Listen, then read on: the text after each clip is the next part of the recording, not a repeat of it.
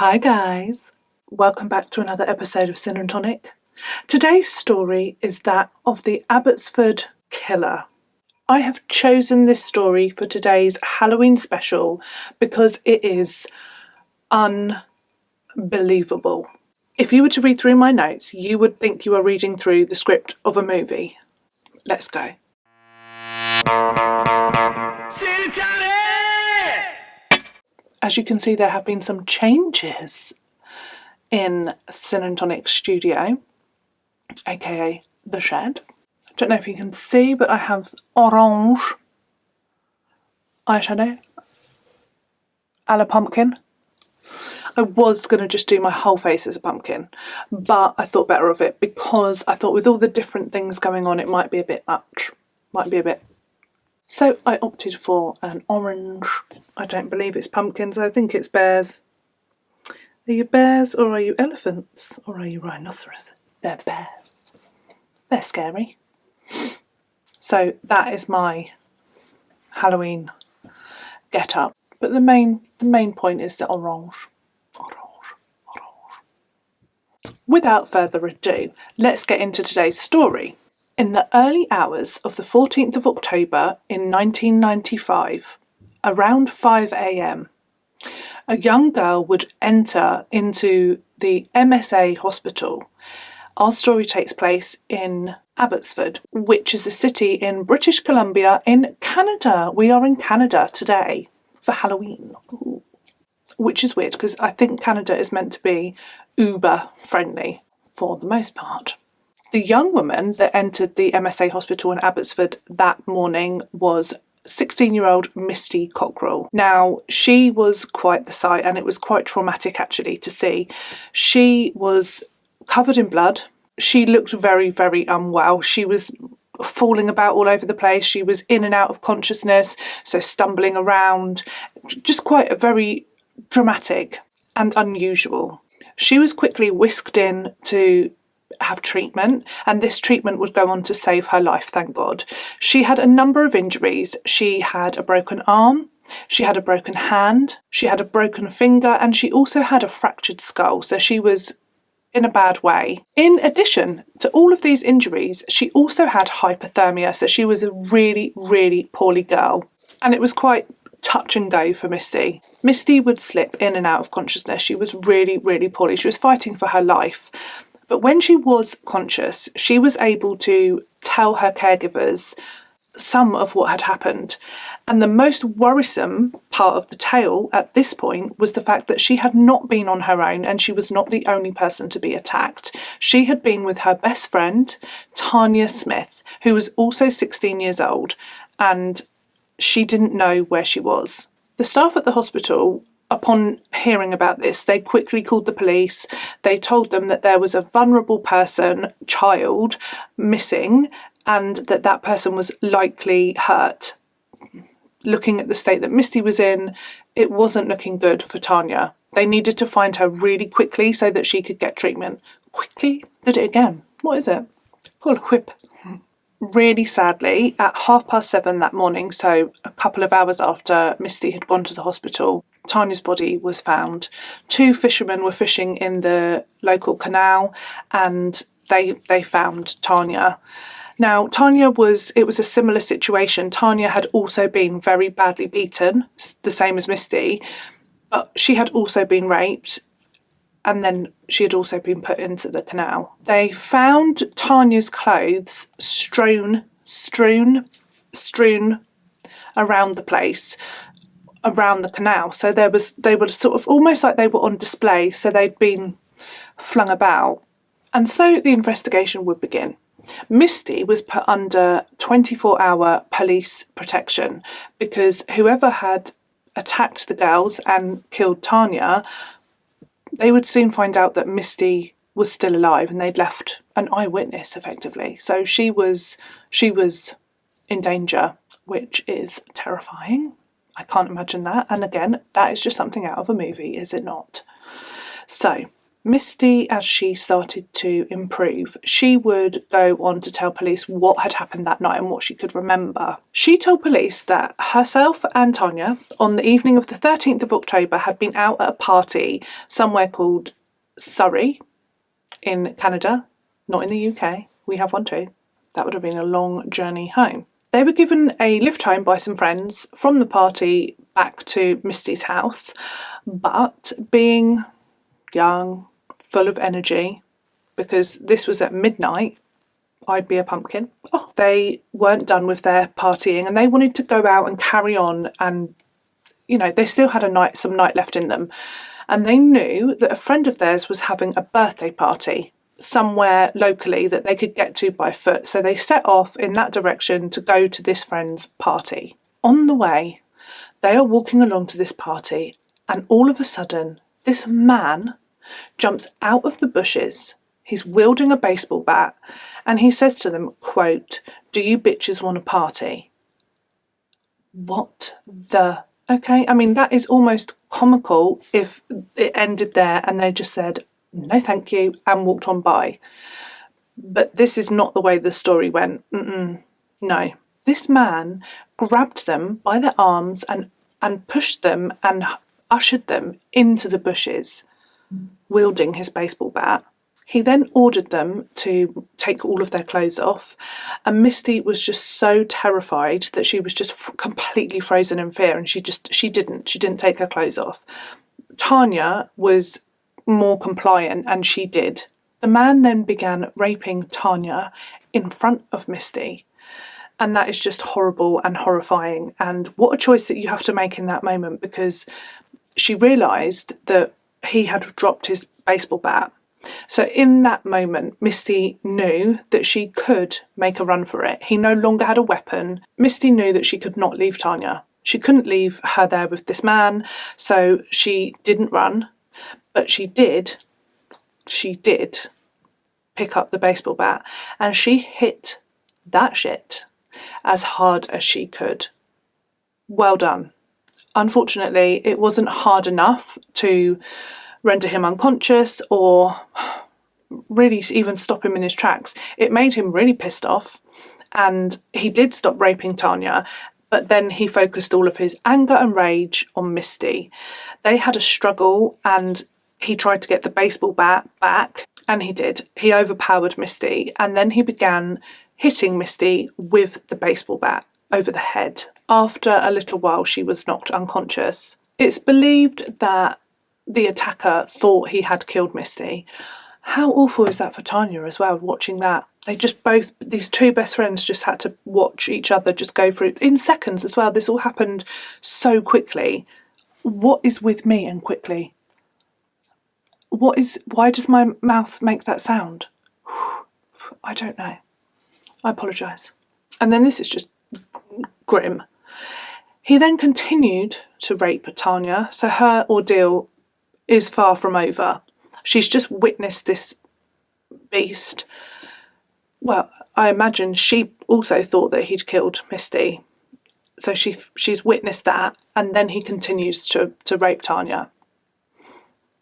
There are no words. After he had raped Tanya, he then used the baseball bat and he beat Tanya very badly.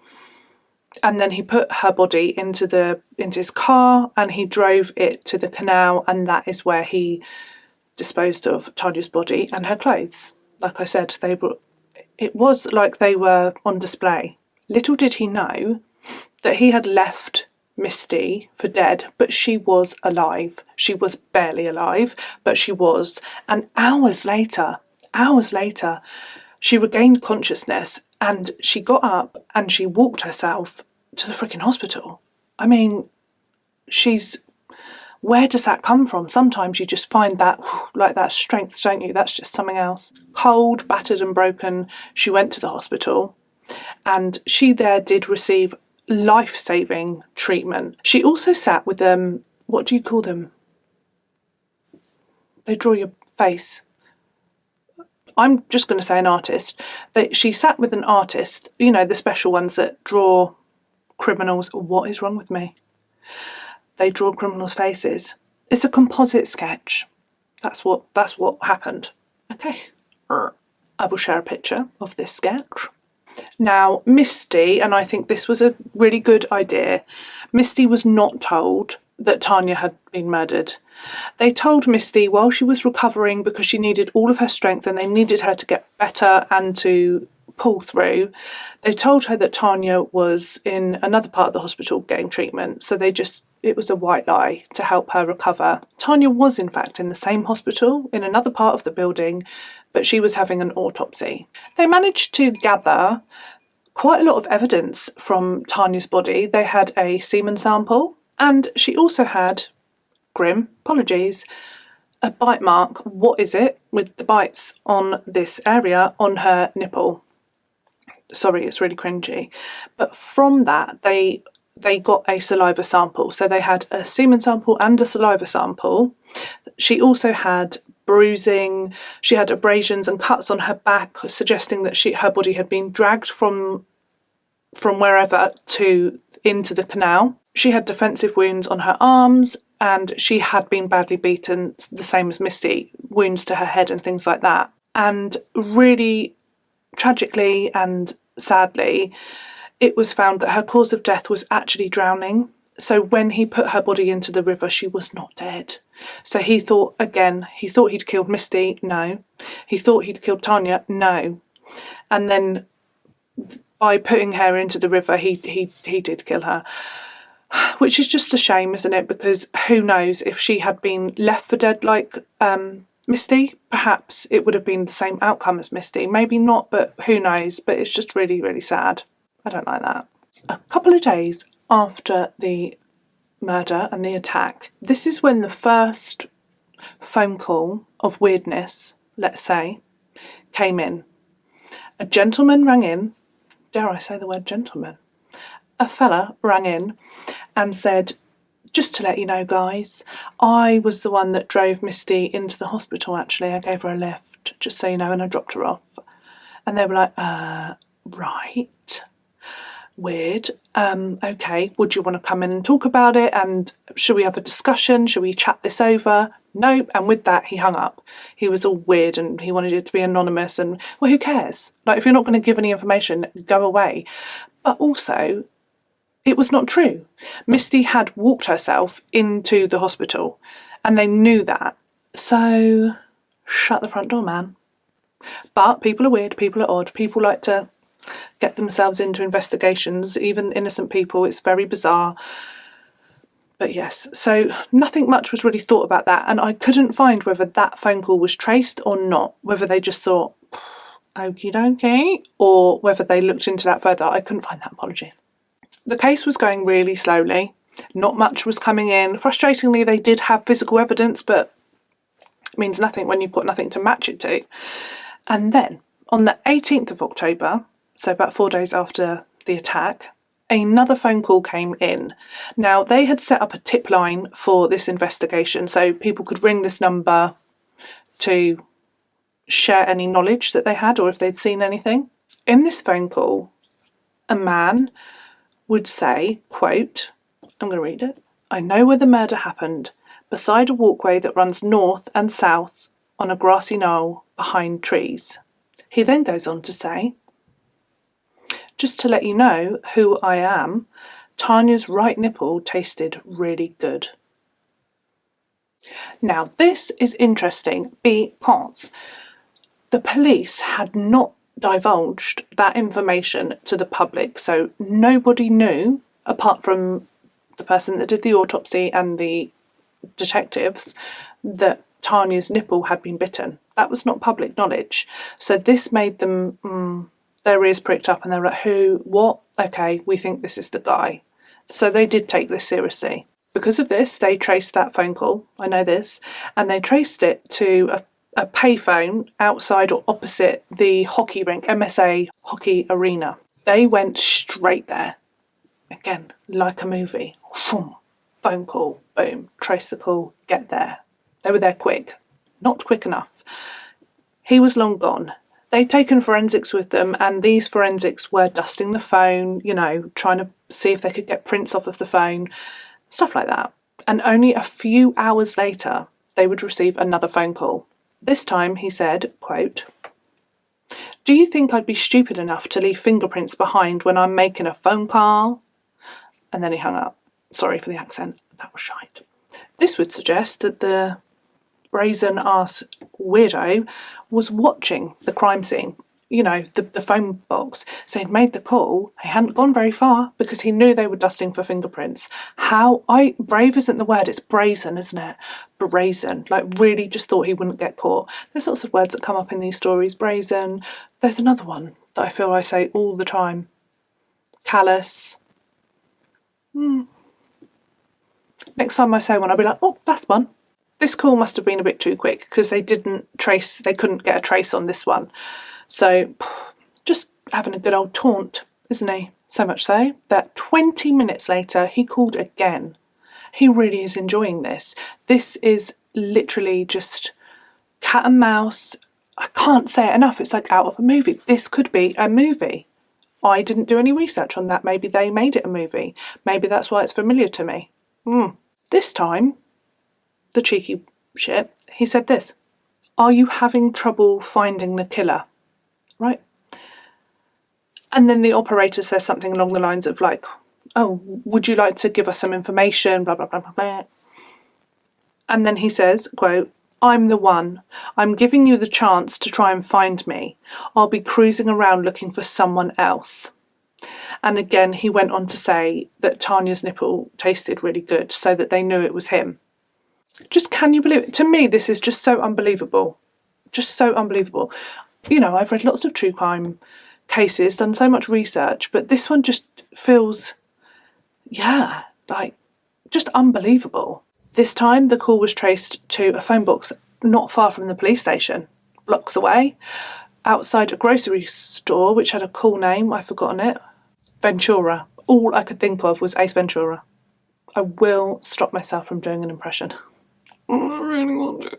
Again, the eye. The police were on it quick, made their way there, again, too late. This is just so frustrating, isn't it? It's a real cat and mouse. And you can just be, they don't know what he looks like. They have no idea. It's just, he's just off ski. He could literally be standing meters away, watching like, and they wouldn't even know. Really frustrating. He was a right case, wasn't he?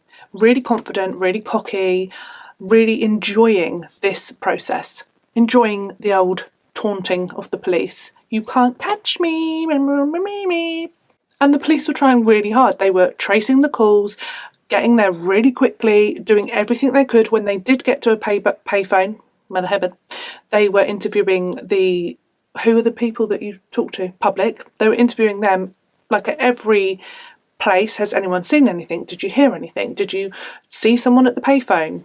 Dusting for fingerprints. They were doing everything that they could. In terms of the investigation, they were also at the point here where they were taking samples of DNA and saliva and stuff like that from known offenders in the area. So they wanted to see if any of these guys might possibly be a match to the samples that they'd taken from Tanya. Good thinking, but no. And at this point, Misty was home. She was back home. I would not want to be, I don't know where I'd want to be actually, because you would want to be at home. But how terrifying knowing that the guy that tried to kill you is still out there. Not only still out there, but being an actual menace.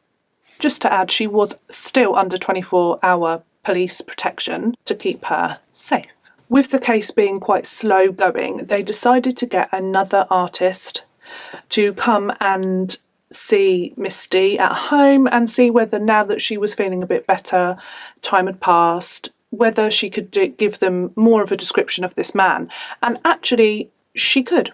So she sat with this guy, did another composite sketch, and I'll share that with you actually, because it is different to the first one, similar but different.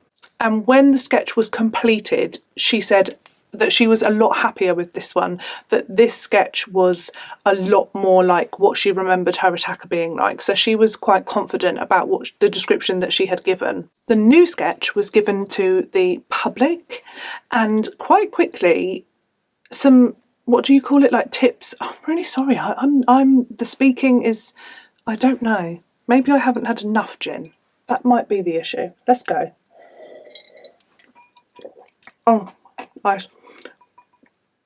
I'm back with the liqueur today, just so you know. Back with the liqueur. God knows what that glitter does in your stomach. Where was I? One man's name kept coming forward. Tips. That's the word I was looking for. So loads of tips came in, and this guy's name came up a couple of times. Not overly crazy, but a couple of times. George Evenden. He was known to the police as a possible drug trafficker, and also his name had come up a couple of times in regards to assaults on women. Now, 2 women, I believe, had said that it was him that had assaulted them. Horrible man. The police were, this could really be the guy. You can tell by my expressions. No. Misty did not pick him out of a lineup, and there was another reason. Oh yeah, he was really cooperative, and he gave them his DNA, his saliva. He was like, yeah, have it, whatever, like it wasn't me. And all of those things were not a match, so he was cleared. Another reason why I chose this story for the Halloween special is because it took place in October, the month of Halloween, and also he made a phone call, another one, on the 31st of October in 1995. This time he would describe in detail what he had done to Tanya, and that he would do it again. And that's what he was actively trying to do. He was looking for somebody else. So it's just scary, isn't it? The call was traced again, and to a public phone box outside of a sports stadium, with like a running track and all of that business. And again, he wasn't there, but this time there was an eyewitness. Yes, my eyes need to wrinkle up. She saw a beige Granada style car parked directly in front of the phone box. She didn't see the man but in any detail, but then when she looked up again, the beige car, the man was gone from the phone and the beige car was driving off. This is frustrating. The police decided at this point in the case to release some of the parts of the phone calls that they had from this man, because they've got his voice, you know? So they decided to release some of that out to the public and see if anyone's like, oh yeah, like that's John. That's my brother. You know, all that business. But no, nothing really came from that. Nothing came from that. And that was really frustrating. And even more frustratingly is that all of a sudden, this guy just went quiet. Now, this was at the same time that George, do you remember I said about George, who was really cooperative but was a naughty person? He was cooperating, wasn't he, and all of that, but he was a suspect at this time. So they thought, looking back, that the killer had decided to just stay quiet in the hopes that George would get done. Like, you know, he was going to get collared for it. So he just sort of like played it cool and was quiet. I mean, he doesn't strike me as the sort of person that would let somebody else have the limelight, if you like. You know what I mean? For the crime. But anyway, no, I don't know. No one knows. Maybe he was just busy working on himself. Who knows?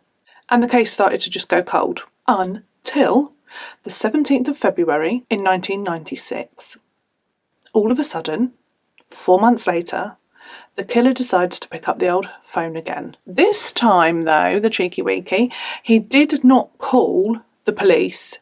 He called the local radio station. I think it was called Max Radio, or Radio Max. And he got through to the host, Mike, and he was a weirdo, basically. He came on, he didn't say hi or anything like that, no. He just came on and said, check the Radio Max car in the parking lot. So he's telling him, like, go and check the car. Now, Mike thought it was all a bit weird, all a bit bizarre. And yeah, so he went out to check the car. And it's unbelievable. It's unbelievable. And it's brazen. Again, brazen and nasty. When he went out to check the car, he saw on the bonnet something really big and heavy and like, yeah. And when he got closer, what he actually found was Tanya's headstone from her grave on the bonnet of the Radio Max car.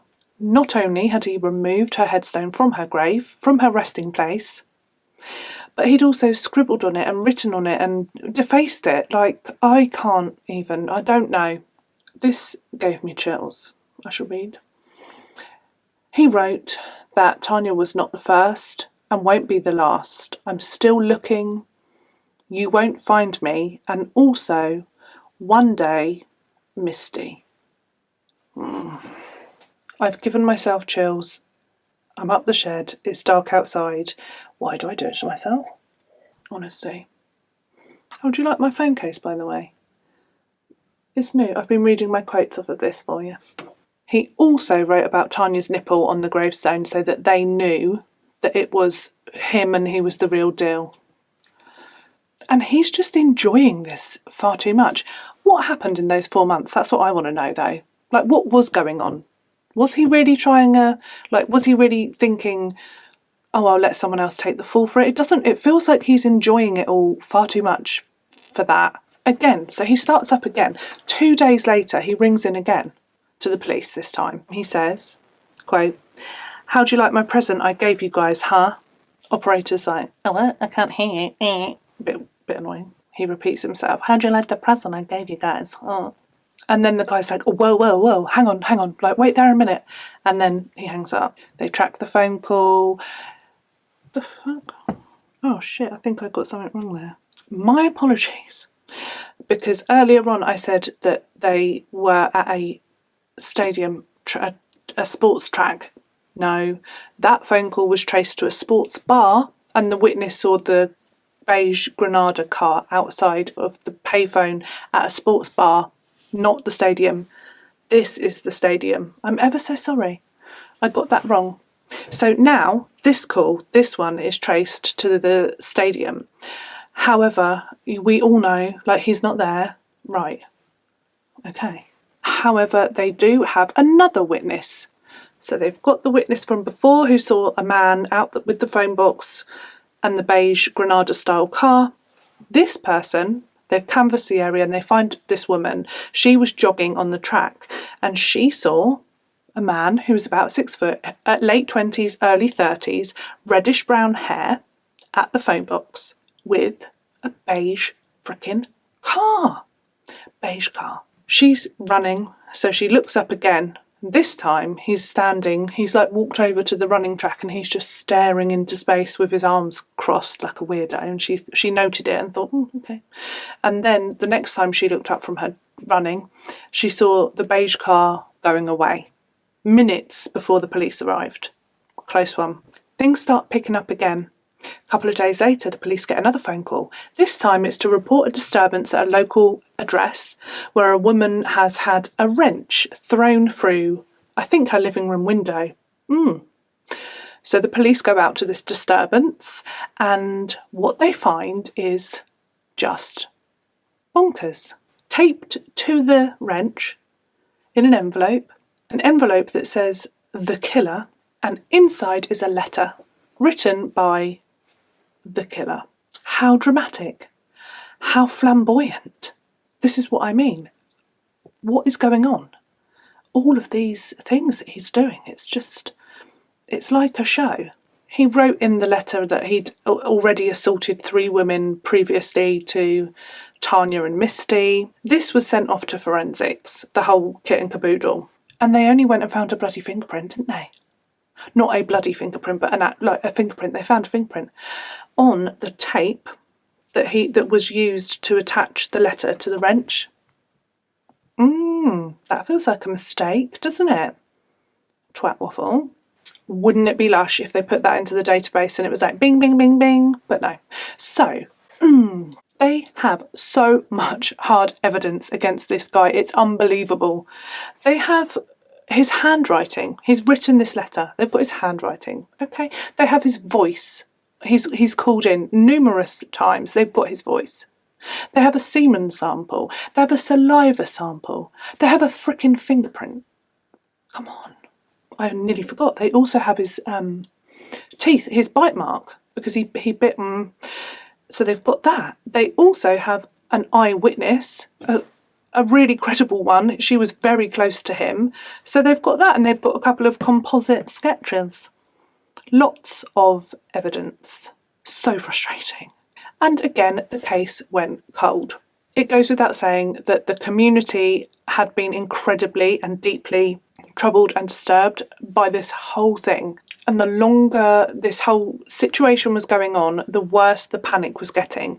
There is still this guy that has horrifically attacked, raped and murdered a 16-year-old girl and attacked her friend as well, leaving her for dead. It's just, and then not only that, but he's also taunting the police and they can't catch him, and he's actually threatening to do it again. He keeps on saying, I'm looking for somebody else. You know, what a time. That must have just been lock your kids in the house. That must have been quiet out on the streets, because how scary. At this point, the police decided that they were going to enhance and clean up the recordings, the voice recordings that they had of the killer, because they wanted to release them again to the public, but this time a bit clearer. Maybe the problem was, I did hear some of the recordings actually, and I think I heard the cleaned up version, and it's still a bit like rainy and grizzly and stuff. So yeah, that was a good call, because they then released these enhanced versions to the public on the 20th of April in 1996. And what do you know, but they actually got a phone call. This would prove the break that they had been longing for.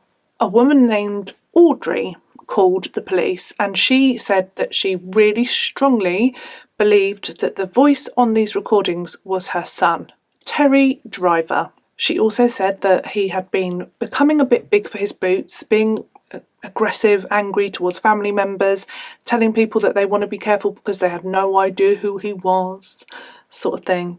Also, and this was something that really clinched the deal, he'd gone to Tanya's funeral. He didn't know Tanya, but his mother said that she found it bizarre that he went to this girl's funeral. And that is bizarre, and that is the sort of weird, sick thing that this killer would do. Detectives went to Terry's house and they waited for him to come home from work, and he did. And when he did and he pulled up, he was in, you guessed it, a beige car. They also noticed that when they saw him, that he did match the descriptions and the composite sketch and things like that. It was, not looking great for Terry. They then went and spoke to Terry, and upon hearing his voice, they noted that he did sound similar to the recordings as well.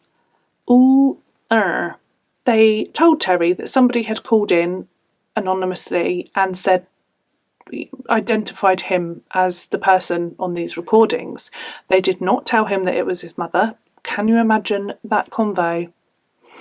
And also he's quite a dangerous person, so they didn't want to put anyone else in the firing line of this crazy piece of work. And this is just okay. They said to Terry, they had a chat, they talked about it. I think they even asked him what he was up to on Halloween night and things like that, because there was a phone call made, wasn't there? Yes. And he was like, I was trick-or-treating with my kids, but they were tiny, so they couldn't, there was no alibi really. And they said to him, look, you're a person of interest, obviously, because you've been identified. So why don't you come down the station, please? And thank you. And we'd like a sample of your DNA and your saliva and things like that, fingerprints. And and they also wanted to do a lie detector test. So cover all the frickin' bases. And he said no. He said no. That just makes you look, well, you know what I'm going to say, but it makes you look as guilty as anything, doesn't it? No. If you were worried or scared, if you were innocent, you would be. Yes, anything you like. I will shit in a cup. You would do anything, wouldn't you? Because you'd just be like, oh my actual God. You'd be so scared. But this guy, no. Sorry, no. You are now suspect number one. Again, I think this is just brazen. He just was like, I'll give you a call tomorrow, actually. Sort something out. We'll talk about this later. We'll discuss this when I'm ready. Sort of thing. Me. Okie dokes. The next day, Terry did call the police, and he said that he was waiting for a specific lawyer. He wanted a lawyer called Jack something. Jack Harris. Jack-o'-lantern. Is that how you say it? I don't know. We call them... They are just pumpkins here, I believe. What is a jack-o'-lantern? Am I saying it right? Jack-o'-lantern. Ooh, ooh, ooh. So, yeah, Terry's like, hug the bus. I want this guy. When I can talk to my lawyer, I will talk to you. Again, looking very suspicious. So what is the deal with Terry? Let's have a little chat about Terry Driver, shall we? Terry was born on the 27th of January in 1965, which, by the way, makes him 31, doesn't it? Maths. 31 at the time of our story. He was raised one of 4 children, and he suffered some sort of brain damage as a young baby, I think. I couldn't find much on that. I'm really, really sorry, but isn't that interesting? Because that is something that comes up quite a lot with serial killers. And Terry was a very naughty boy. I can't really comprehend how naughty... I've never met a child that must have been this naughty, because by the age of 5 he was put into like a special care facility because he was just too naughty. There must have been something definitely to that brain damage thing, because that's just, it's not normal, is it? And from what I could gather, the other 3 siblings did not behave in the same way. Super sadly, it sounds like Terry was actually abused in this special care facility. Don't even get me started. As he grew, unfortunately, he became more violent, more uncontrollable, and really unkind to other children, violent to other children, and to animals, small animals. So this is just serial killer 101 going on here, isn't it? Brain injury, harming animals, abused as well. It's such a shame, isn't it, that you get this pot and you just mix these things together and it creates hell on earth. And then, weirdly, we go from that situation to he's an adult and he works in a printing factory and he is married with 2 children. So there must have been some sort of rehabilitation process that went on in order for him to have become such a normal member of society. Bear with me, because I know he did something awful, but he must have, everybody, when they found out what happened, was like, what? So surprised. So he was, at this point, as an adult, a kind of normal chap. Terry got in contact with his lawyer, Jack Harris, and he then spoke to the police and he agreed, clever freaking boy, he agreed that he wouldn't give them anything else, but he would give them his fingerprints. Why is that clever, you ask? I will tell you.